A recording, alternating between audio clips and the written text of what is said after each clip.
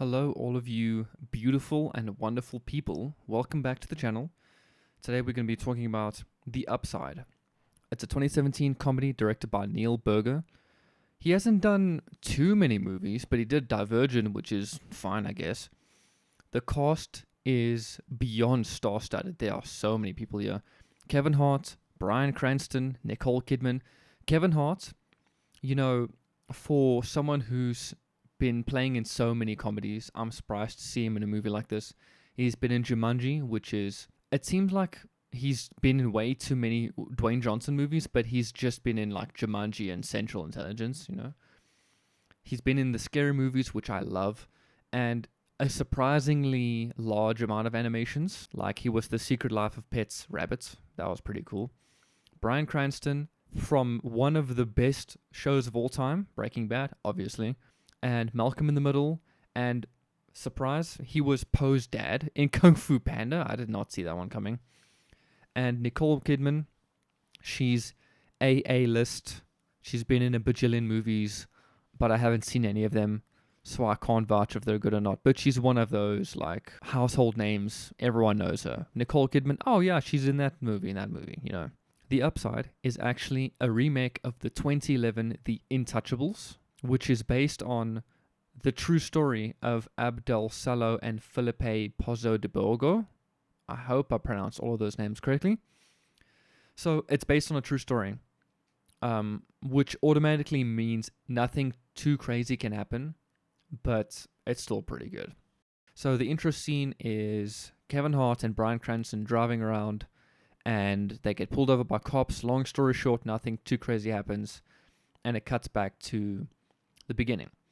And we officially meet Dell, an ex-convict struggling to find work, and Philip, a rich quadriplegic. Quadriplegic means you're fully paralyzed except for the head, so you just can't move at all, but you can still talk and whatnot. So Dell needs signatures from job interviews, and he meets Philip during a job interview.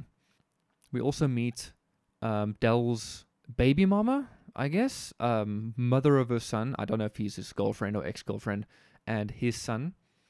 They both hate him because he was never there for them. Classic. So Dell begrudgingly accepts the job Philip offered him.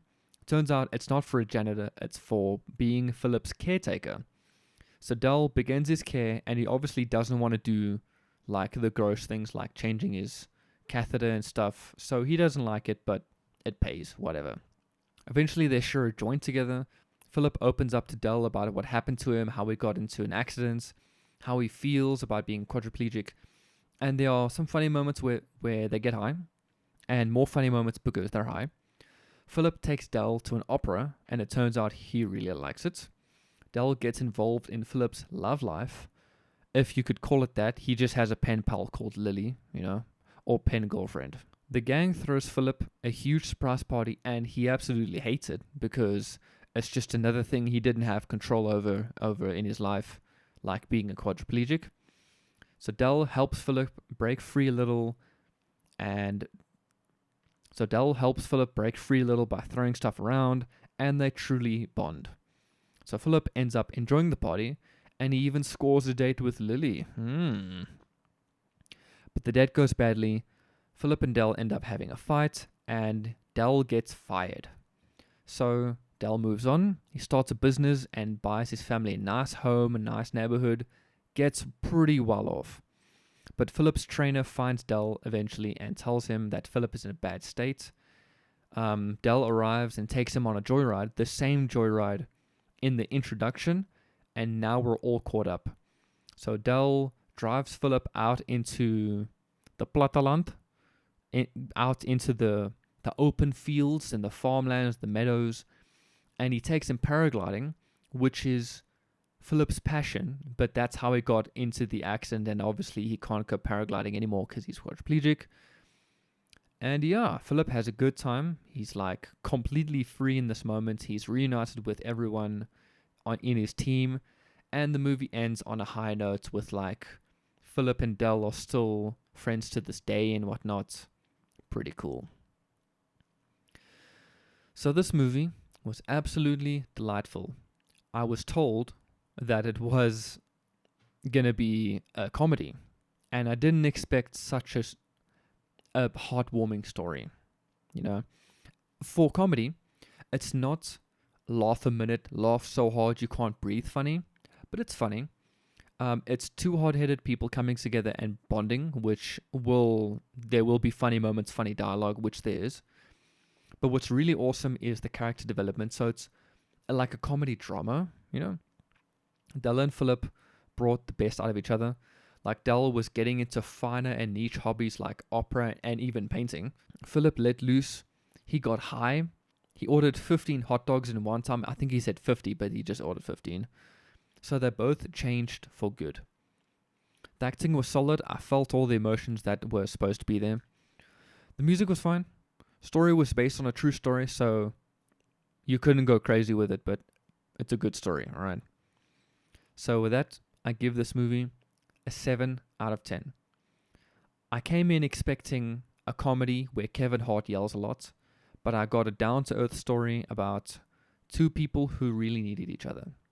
So yeah, I was really pleasantly surprised and impressed by Kevin Hart for not just being the comedy guy, he can actually play a serious role. Good job, man. Not saying Kevin Hart's just a one-trick pony, but some actors do play certain parts very well, like Dwayne Johnson plays the strong, tough guy. He's good at that role. It just is what it is. Kevin Hart loves the role. He wants to be a comedian, that's fine. That's all good with me. But I'm so glad I didn't watch the trailer because I came in expecting something and I started watching it right away. So instead of watching the trailer and being like, oh, this is what this movie is, and then maybe I wouldn't even watched it, but I saw Kevin Hart, I saw Bryan Cranston, I'm like, this is going to be hilarious. And then I watched it and I was like, okay, this isn't what I thought, but I was into it, kept watching it, and it was awesome. So yeah, never watching trailers ever again. Thank you very much. And I suggest you don't too. Or do if you want. I don't watch trailers. You can if you want to. That's my strat from now on. I don't watch trailers anymore. But yeah, hope you guys enjoyed this one, and I hope you enjoy the movie if you watch it. Yeah, that's cool. Do any of you watch these movies once I'm done reviewing them? Or do you just learn a little bit about the movie and then you move on with your day? Let me know in the comments right now. Or else. So yeah, enjoy your day, and I'll see you next time.